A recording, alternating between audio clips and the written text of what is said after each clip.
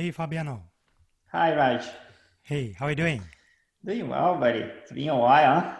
Yeah, long time, long time. Thank you. Hey, Yeah. really appreciate you taking the time to join and yeah, share your team's principles and practices on engineering objectives, culture, organization, processes, and systems. And so let's start off with telling us a little bit about yourself and your background for the listeners, so that they have the context as we go through further during our discussions. hmm Yeah. So, for those that don't know me, my name is Fabiano. I was in data domain file systems for 5.5 years. Before there, I was in Brazil as a professor. Joined Rubrik in 2014 as a second engineer. Have been there helping to build the teams and the product lines through the last 6 years. A lot of like interesting challenges over time and how to how to scale, how to grow, how to build an organization to last. And that's my background where we I have spent a lot of my time the last 6 years.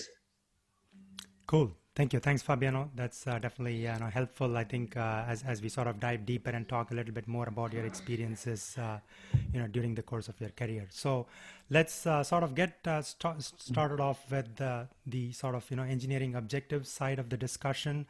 I will sort of paraphrase or sort of kick off the conversation with some context as we jump to the rubric side of the discussion. There is this notion of what we talk about engineering manifestos that has been sort of talked about by Kevin Scott, who's the CTO of Microsoft, and he when he shared about his experiences with the cultural manifestos that he built at AdMob, that sort of I saw some similarities in terms of how you folks have been doing things at Rubrik, right? So AdMob, for example, just to give context, was competing in a market where there were established incumbents, right, like Google and others, and the barrier to entry to serving a mobile ad was very low. So that's the sort of market that they were operating in.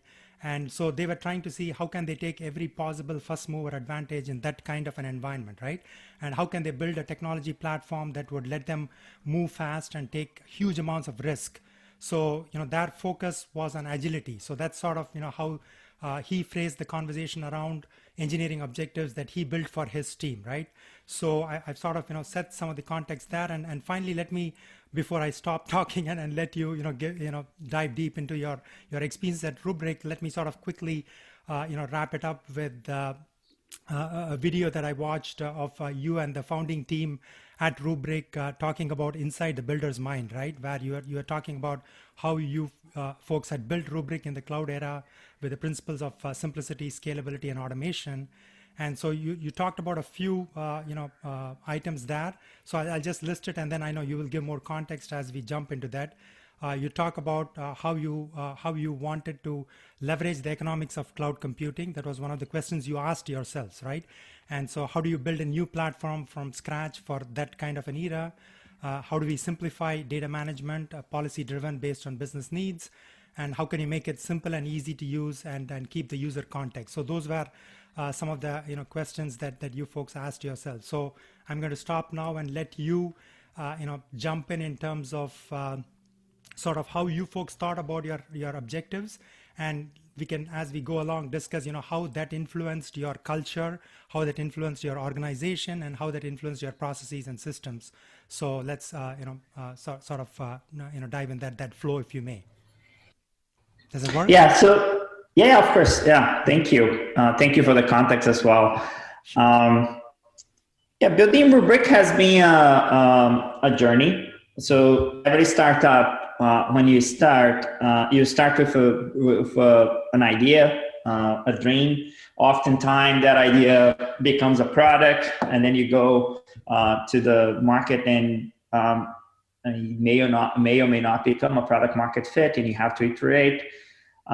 I think in the journey of a startup, you start as a group of individuals, and that very first risk is whether that team will gel together and become a team to build a product.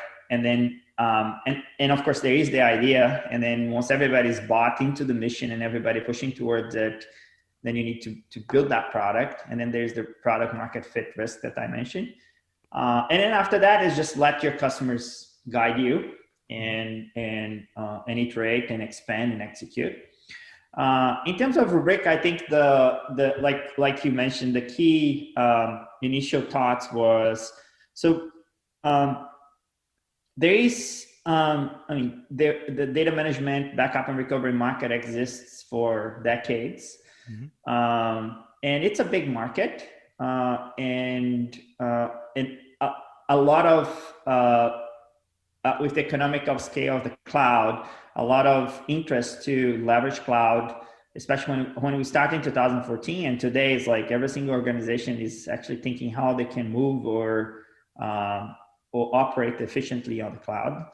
But even in 2014, that was starting to happen. And then what we asked ourselves was, okay, how do we leverage this move? How do we leverage this wave? And there is a decade-old set of technology that is there ripe for disruption. And what is it that we can do in order to disrupt it? And one of the fundamental principles that we adopted was typically the typical processes to do those operations of backup and recovery, they're very procedural. You need to tell the system exactly what to do and how to do it.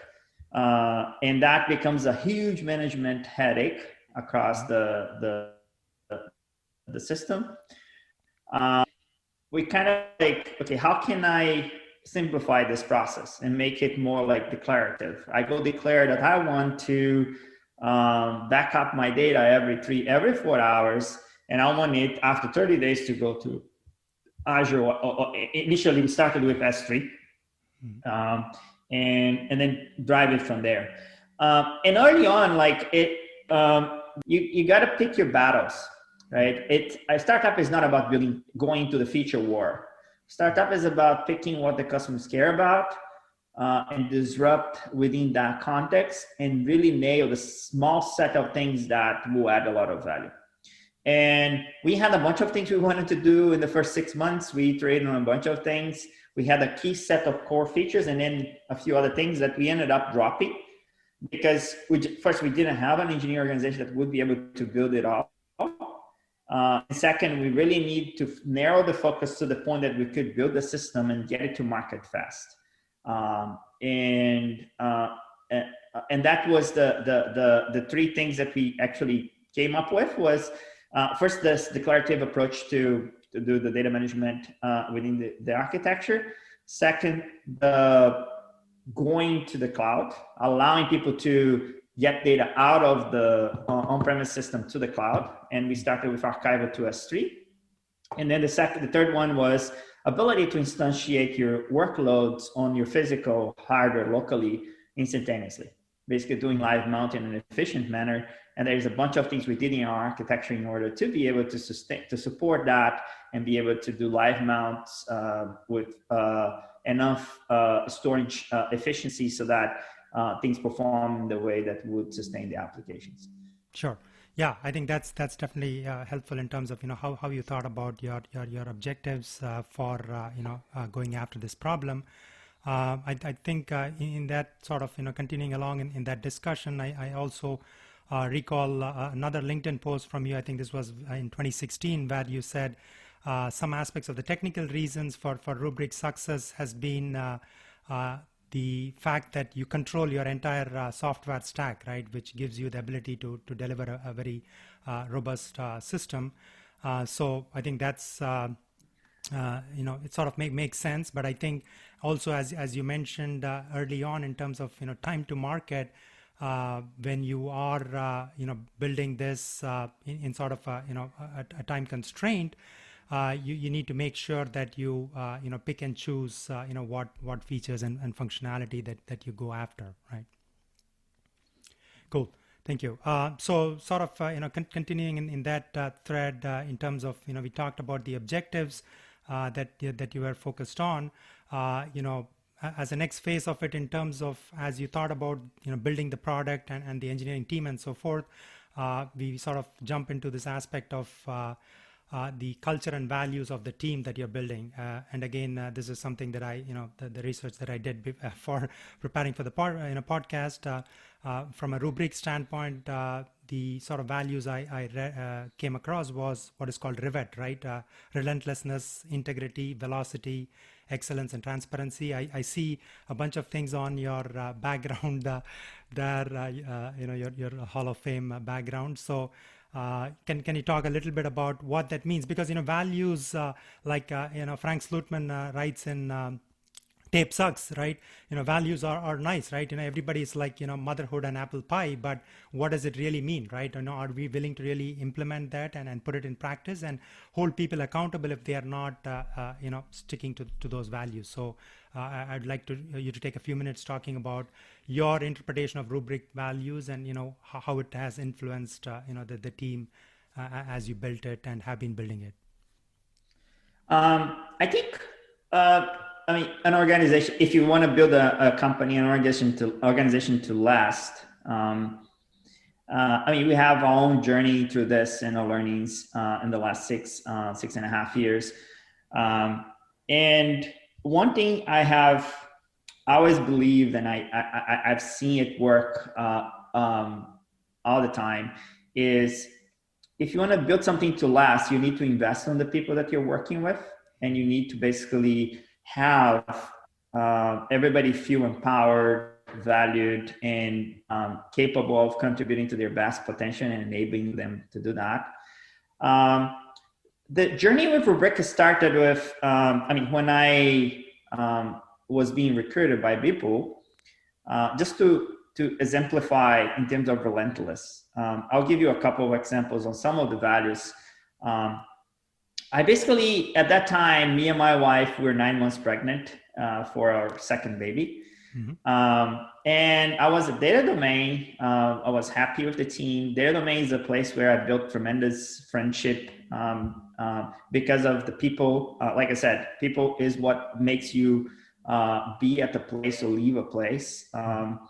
And it was a first-time experience in the Valley. It was an amazing experience for me personally speaking. Met people like you, people like Neet and Danabal, and many other folks there, Mahesh, and many others that if I were to list, we would spend all the time on that. Sure. And then I was fairly attached to the team, and I was 9 months pregnant, and we start talking. At the same time, I wasn't that, okay, I'm in the Silicon Valley. I want to do a startup here. And I want to go through that journey. And I start talking to people. I thought it was the wrong time. And that's what crosses everybody's mind. I think it's always the wrong time. You never know when the right time is. And you, in fact, every time you go to a place that you're taking aback, especially a startup, because many people say that, it's after the fact where everybody's successful, everybody claims, it's nice, awesome, we hard work, we are very confident. But in reality, there's a lot of luck. And you really need to be all of that, and that has to meet the luck. So, and there was some lucky aspects about Rubrik that we can maybe talk at some time about. Sure. But you really need to have all the factors, that hard work, competency, and then the luck. And then Bipul was recruiting me. I said no 4 times, and he never gave up. He always came back and said, hey, let's go talk a little bit more. I want to understand why you're not ready to join. And the last time he came to me, and I told him, dude, I don't think I can join. I'm having a baby and my wife is not going to be comfortable. And then he told me this, okay, why don't you bring her to the office? My co-founder is also 9 months pregnant. Wow. And we'll bring all the families together and we'll talk about it. Mm-hmm. And people had twins that were close to 1 year old. Nitro had a newborn baby, and Nitro Zavi, Nitra Kashyap, another founder, and AJ had 2 young kids at that time. And then we came together. We had a nice lunch at the office. We met the wives. We talked and went through that process. And then we realized Gina got very comfortable. Said, "No, this is a group of people that I feel comfortable with." And that's where the journey started. And that shows what we exemplify as relentless. And if you want to build a startup, like go through the grills, and people will tell you no all the time. You just need to go and figure out what value can you add? What is it that that's preventing that person to come and join the journey, especially if you think they believe in the journey that you're doing. And that was one of the examples of, relentless, and people did this to many of the early hires. He's an inspirational guy, like, and nobody should think that the startup journey is easy. There were many times where I was worn out and I was ready to quit. And I would go to people and just talk to him and say, dude, I don't think I can do this anymore. It's just not humanly possible. And then he would just talk to me and we would just have that conversation. After that conversation, I would come out of it inspired. I would come out of it like full of energy and ready to go for the next journey, for the next sprint. And that is the type of relentless leader that you want, the person that you want to, like, that always positive, that positiveness that we all enjoy when we see it. When you participate in an environment where everybody's positive and vibrant, we feel like super passionate and good about it and want to do more. So that's part of, I would say, one key example in terms of the relentless, and that propagates to the entire organization, right? So we are relentless when it talks about the customer. And in terms of integrity, it's like, do what you say and say what you do, right? Don't, if you can't do something, you just say you can do it and you do it. If you can't, you also say, no, I can't do this. I don't think it's viable on this timeline. And then we'll get back to it in the next cycle. So that's about the integrity. Velocity is, if you are in a startup, like this is another example, right? When I joined, I had this pre-concept that we would not be able to build a product, that a product like ours could not be built in a year. Because the fastest one I had seen before was maybe Nutanix, which was more than almost 2 years, that built a similar product that has storage and all the stack on top of it. And there were a few other companies that built it maybe between 1.5 years and 2 years or 3 years. That was the range that I had. And then people wanted to do it in 6 months. And I said, dude, you're not. There's no way you can do this in 6 months. I have never seen this before. And then he would tell me, like, if you let your pre-concept and barriers prevent you from dreaming big, you're going to achieve what you dream about. That's basically, you're going to be like that famous saying that you become as big as the size of your dreams. Right. And he actually, incorporated that, and he actually kept inspiring us. No, we can do this. We did not do it in 6 months because it was insane, but we did it in 9 months as a team. Okay. So that's the example like that. You need to kind of like prioritize the velocity that you're developing. And velocity is, when you're building things to compete with a bunch of feature set, you really need to iterate fast and deliver on the promises to build that trust with the, especially enterprise customers that you interact with. The transparency aspect is, it's something that I personally appreciated a lot since day one. We always used to talk about every single detail in the company, everything that was happening, and including our board meetings with all the financial aspects was always open to the organization. And of course, over time, transparency needs to kind of like, there are certain things as you prepare to become a public company, you need you cannot talk about. Right. And open, there are a bunch of legal problems with that. But whatever we can keep open, we have kept open to make sure that our partners, the folks who are working with in the day-to-day, they have all the information that is possible to make transparent to them. And the main goal is to build trust, to build that trust over time. Excellence is that many folks think, quality, velocity, right? That there is this, people think that there is this trade-off. And I personally believe that you can do things fast and with high quality.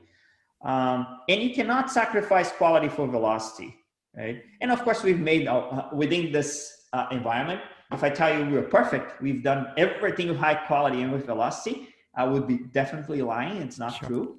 But the intention is to do things with high quality and high velocity. And then whenever you cut corners, and you have to cut corners for whatever reasons, we need to document those and make sure that we go back and fix them so that they don't get to bite you later on. And that's where our core values come from. And many of our leaders that came, many of our early founding team exemplify those. And along the way, we hire very competent leaders as well to help us continue fostering. And but in the end, it's about the people that you have and working with them to make sure that they are being able to do their life's work within the context that we are at. Sure. Thank you. Thanks a lot, Fabiano. That was, really helpful to sort of, get the interpretation of, what I read online in terms of, how you actually, practice your cultural values. So another aspect, I'm tied a little bit towards sort of the organization aspect of it as we jump into the next phase of the discussion. You had written another LinkedIn article about mentorship and fungibility as key traits to scale an organization. And so you talked about a couple of things, but three things that stood out for me were empowerment, empathy, and a passion for knowledge sharing. So those were the things that sort of stood out.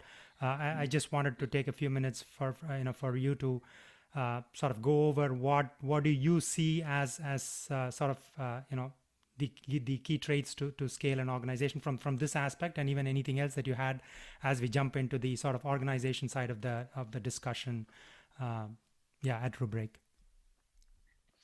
Yeah, that was that article was written in a context where I was we had built a reasonably big team on the data management in Palo Alto, and we were expanding this team with a new development center in India, and starting to grow the team over there. And when I grew up in a family. I was born and raised in a farm. My dad was a farmer. My mom was a school teacher, and I always saw my mom teaching. My family, a bunch of teachers. I have a few cousins that became professors in universities, and that passion to learn and to be part of the learning journey of other folks was always there. But also the education system, at least in Brazil, and I wouldn't be surprised if US is any different, but there was this where you're very much trained and incentivized to actually take your assignments, do it well, get scored on it, and move on. And as you do that well and you get A++, you become, you start getting that sense of superhero that you can do those things, and you can do it by yourself, and you don't need other folks to help you to get there.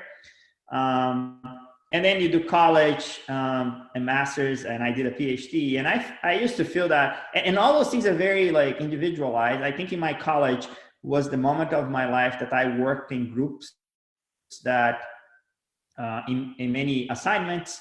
But when I went to master's and PhD, again, I'm back to myself, to my research, to my papers, to my work, even though there is an environment where you're collaborating in terms of talking to people. But when it comes to doing the work, it's you and yourself and your research, and maybe you supervise and some other few partners. And you're evaluating on that.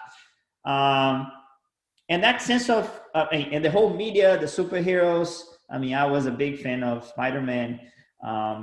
It was my favorite superhero as a kid. And you're born and raised in this superhero culture, which, if you think about it early on in our startup, it does help. It does help having people that are super capable of doing a lot by themselves and independently. But the point is, as humans, we have a brain that has a size, and that size of the brain limits your capability. No matter how smart, how good you are, at some point you're going to hit your physical capability. And there is no way, you can go beyond that. Typically, a human brain remembers 100 to 200 names. I mean, that you're able to remember all the time. And this is just one example, right? So if you want to do 1,000 projects, there's no way you're going to be capable of doing 1,000 projects. You can do one, maybe two, maybe three in parallel, depending on the size, or a few more if the size is not that big. But as a human being, you're limited, even though your education system trains you to think that you're not.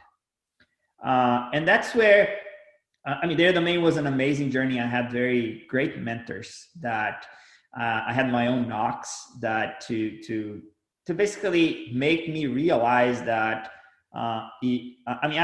because I was born in a farm, we used to wake up 4:30, 5 a.m. and work the whole day and start the cycle.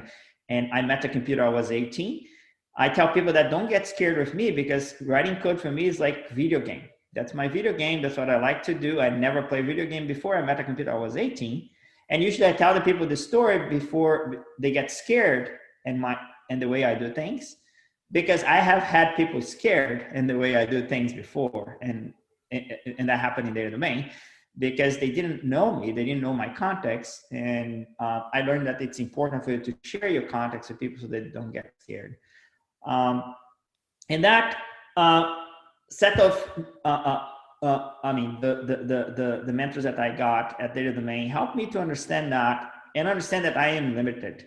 And the more I acknowledge that I am limited, and the more I implement things to actually make sure that the knowledge I have is spread across everyone around me, that typically helps not only me to scale, but the beauty of it is that it helps you to build a team that's extremely connected.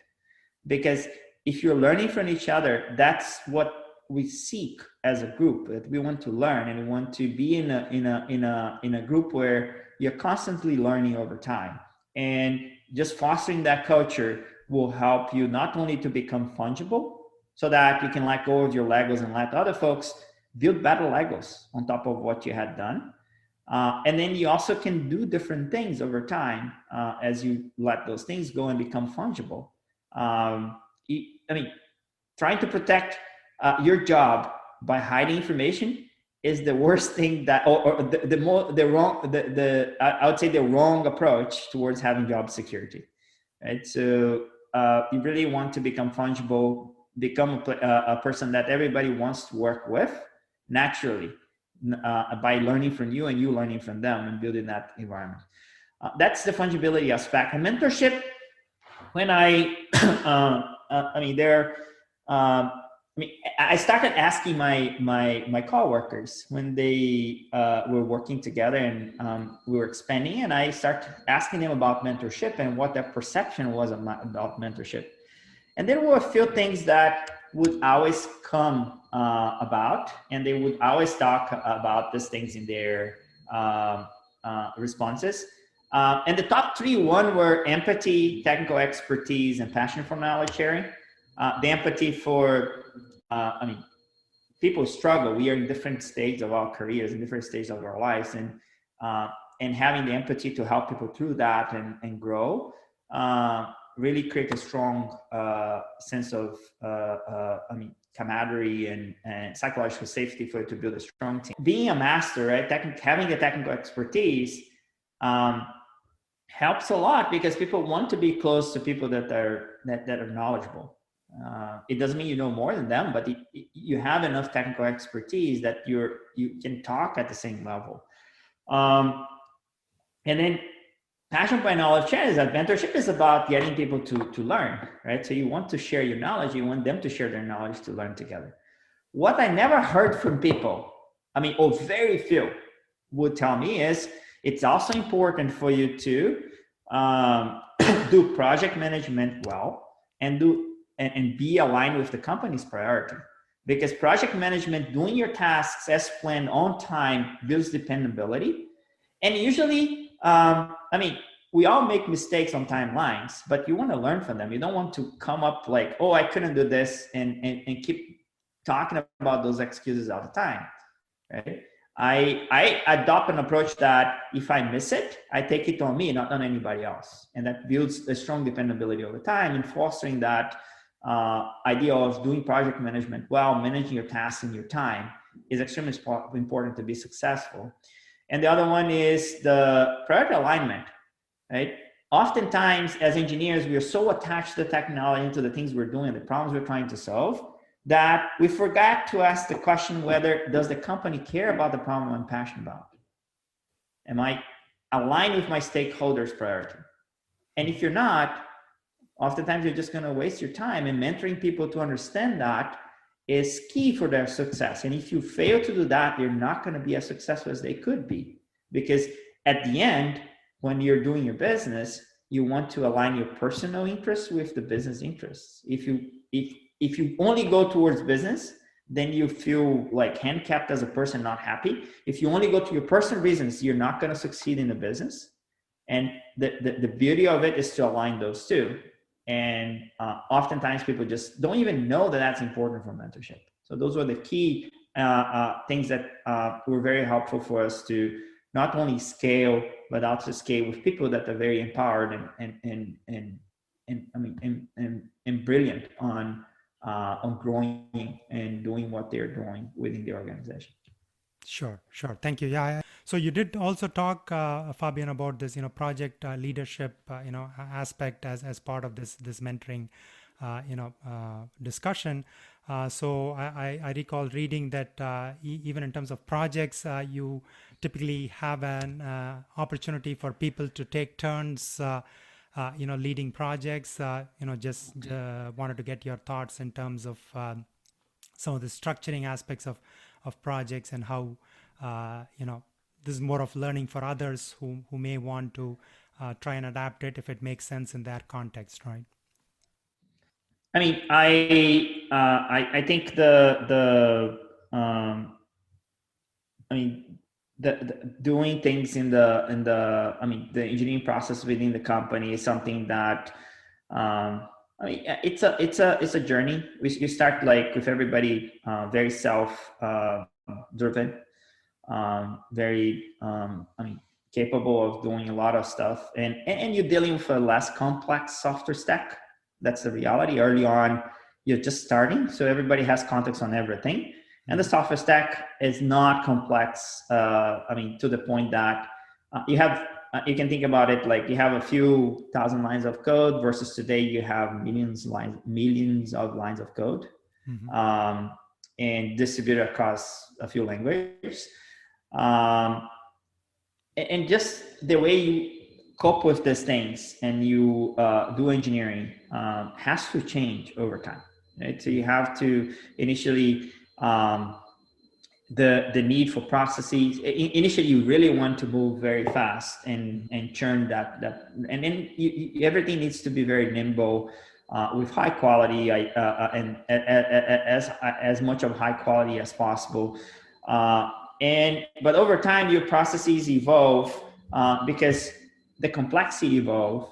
Onboarding people with the same context becomes harder, and that's why every time someone, there are two fundamental aspects that I truly believe when you have people working with you. The very first one is when they come on board, that very first experience, that very first smile you give to them, to make sure that they are welcome and feeling that you can come and contribute. And then if they ever decide to leave, which everybody will at some point, you give them a very respectful and very respectful and warm hug and say, wish you a good luck in the future, next adventure and things like that. So those two things have interesting aspects to it. The first one makes the person feel safe, makes the person feel accepted, which we all need in order to open up for learning. So that's the first aspect of the first reaction within your engineering processes. And I'll jump to the last one and then we'll talk about in between. The last one makes that person feel that if something goes wrong in their journey, they can always come back. And they might come back. We actually have people that have come back to my team because that relationship that you build, people interests change over time and they try different things. Some of them work, some of them don't. And if it doesn't, they are people that you want to work with again, and they might come back. In the process of actually doing engineering over time, that is where, I mean, your process needs to evolve so that you don't, like the fungibility aspect, right? Over time, you want your processes to make sure that you basically always deliver with the same quality aspect, right? The process, investment on the process, and investment on enabling people to not only do their job well, but also keep thinking about how to make things better for everyone and for ultimately for our customers to deliver high quality products. You need to keep getting that feedback, iterating on the process, fulfilling the gaps that are there in every process, and automating things so that over time you are able to cope with complexity and I mean, a much more complex environment, much more complex code base with less need of context of the whole thing. Initially, you can afford having context of the whole thing. There was a point, I think for almost 2 years in Rubrik, I have looked at every single div. Okay. But then after that, like I have a human capacity. I can't, it's just impossible, right? Today, it's just like way too many things. Like I think we do 200 diffs a day within our organization. And that's just not possible to, I mean, no human being can keep up with that. And hence, you always need to be able to gather context quickly on the projects that you're working on, be enabled in that, and ideally be constrained to that. And your process has to evolve over time for you to manage that complexity. And the more successful you are at that, the more productive your engineering organization becomes over time. And you see things scale. Are we perfect? No. We at least are aware of the problems, and we're constantly working on them and evolving. Cool. Thank you. That was definitely helpful. Sort of jumping in terms of the next aspect of some of the development processes and so forth. Again, sort of another video that I watched where you were talking with Chris Wall about Cerebro, and Chris asked you a question about what is the difference between your time at Data Domain and Rubrik, and your response was along the lines of, hey, here I get to sort of create everything from scratch. So I was want to take some time talking about how you thought about. So the goal of this podcast in terms of sharing with the listeners is how do you ask how questions, right? What sort of how questions did you and the team ask as you built your process for developing and operating the product, if you may, in a SaaS context. So let me first start off in terms of the the frameworks, technologies, and that you use at Rubrik. I don't know the current set of frameworks and technologies within the stack, but this is again goes back to an article that I read, which was published in May 2018. There was a mention about the current stack, primarily Scala and C++ on the back end, but also you work with Java and use Python for automation and scripting. And again, other front-end technologies like Angular, React, and TypeScript, and so forth. So my question was, the comment there is you weren't beholden to any framework, technology, mindset, or dogma. This was sort of what the approach was. But I was curious in terms of things like coding standards, frameworks, programming languages, code reviews. Those aspects of technology, what sort of how questions you asked as you put together your processes for developing in that kind of an environment, right? And I think you talked about your data domain experience, which is again you were operating in a construct where you had all these processes defined and they were evolving, versus in this environment where you are building it from scratch. So I'm more curious about what sort of how questions you asked in this context. Yeah, so I mean, data domain was like a tremendous learning experience for me in terms of, building software at scale. But yeah, the data domain processes were mostly settled. Some evolution over time that happened after I joined, but there were lots of things that were already there. There was a code review process. There was a way to write tests. At Rubrik, we kind of like when you're building a startup, right? You basically need to be able to churn things fast, and then there are tools that help you to do things fast. Because if you use the right tools, it's like if you try to do a remodel on your house or do anything, and then you don't go buy the right tools, right? You're gonna be struggling for a long time trying to cut everything with a knife, or like that's the type of thing that. But if the company has already found that knife that works for most of the things, maybe that's okay. But for a new company, you cannot afford using a knife to cut everything. That you have to find the right tool that allows you to cut things efficiently, precisely, and then churn things quickly in terms of prototype or final product with quality. And language is just a tool, right? Language is it's basically what you have a problem, right? So if I mean, C++, it's the language that we use for all the data crunching in the system, file system and everything that touches data. But if I use C++ to manage collections and do a lot of collection metadata operations, I mean, my ability to code the system will, the velocity will be much lower. And then that's where we basically started looking at it and say, okay, what do I use for anything that touches data? What do I use for anything that's more metadata processing and manipulation?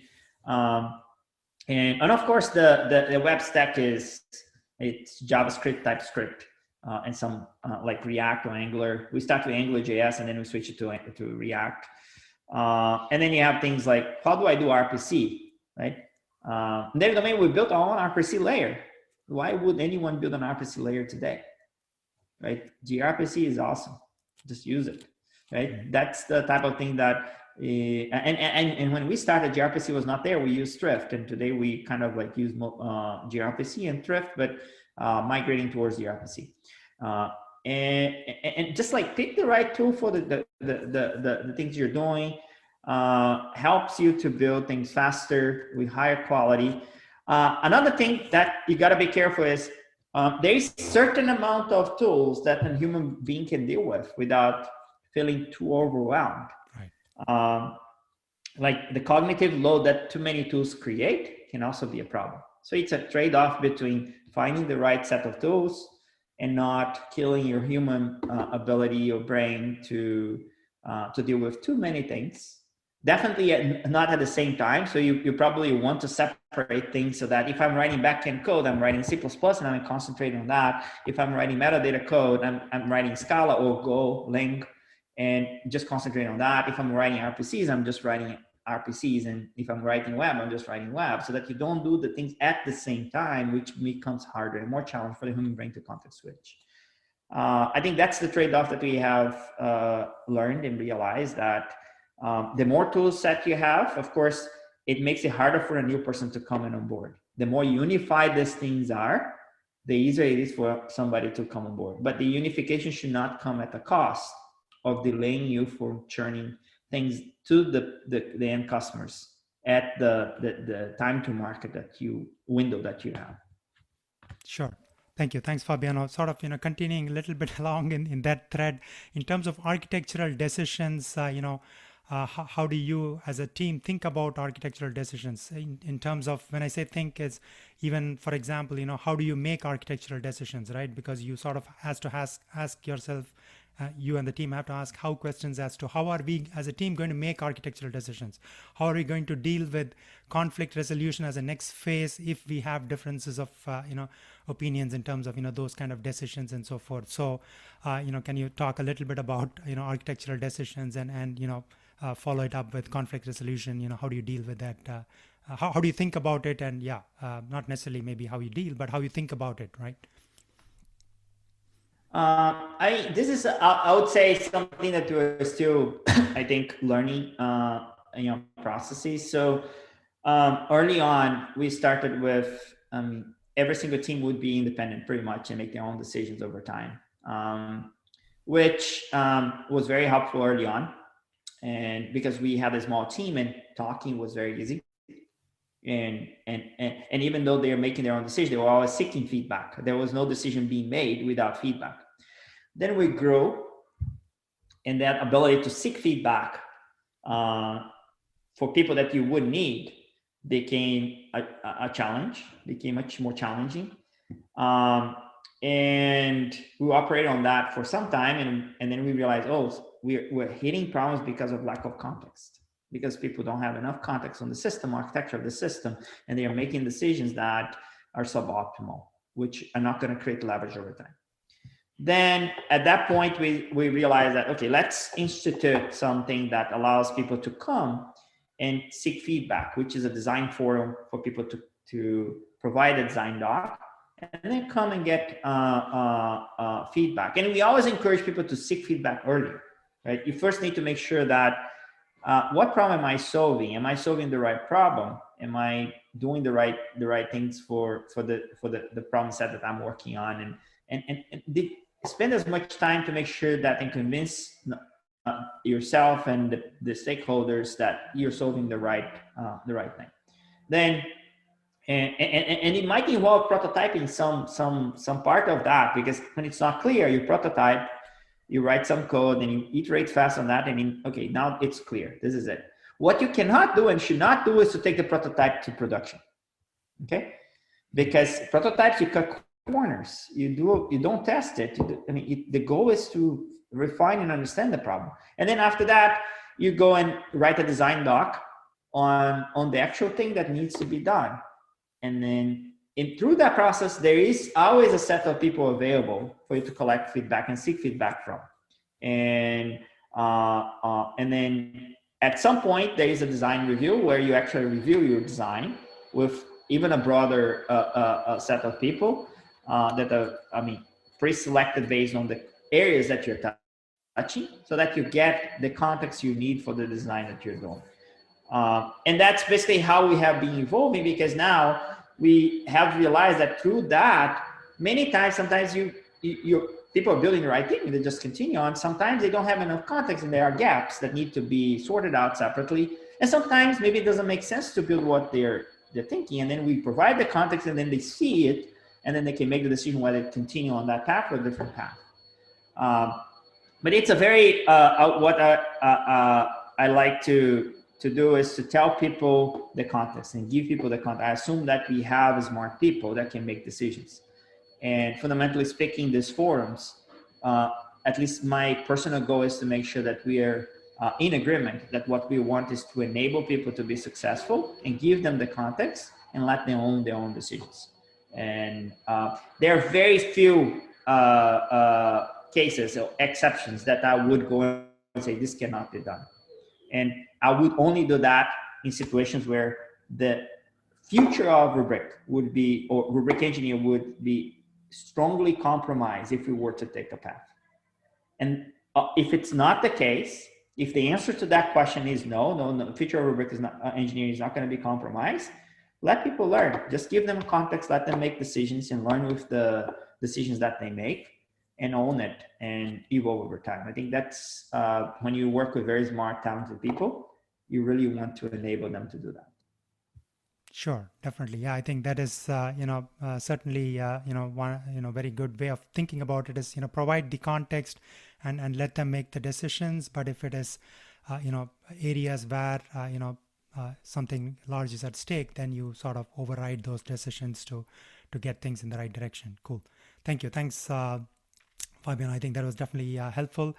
I think we definitely touched upon aspects of starting with the objectives, how you started off thinking about your objectives as you started building the product and the company, and then talked about the values that you and then the team sort of have evolved over a period of time, and then talked about how you sort of organize yourself as a team, and then how you have been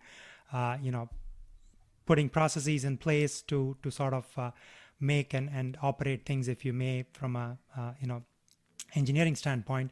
Are there any other sort of topics or items that you feel would be helpful for listeners as they sort of ask the how questions within their own context? Because one of the things is every company context is different, right? The marketplace, the environment they operate in, and so forth.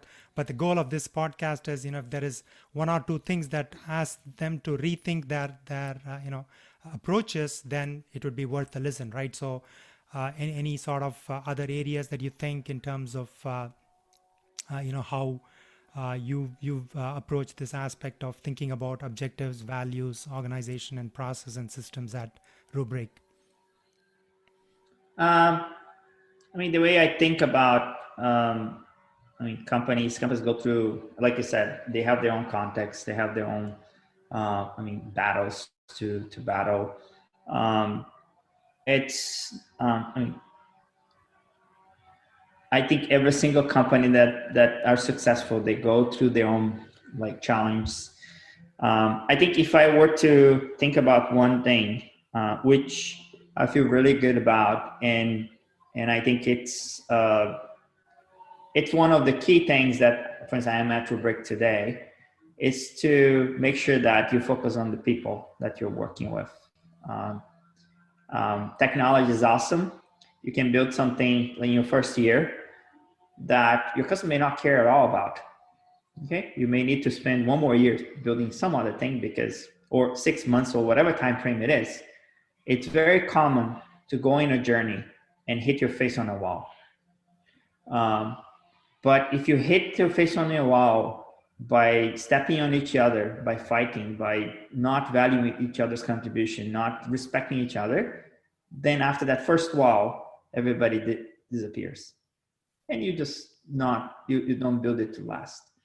I think you will hit your face on the wall, and therefore don't be too attached to what you're doing, but enjoy the people you're doing it with and build that strong relationships to last, to build a long lasting company if you want to.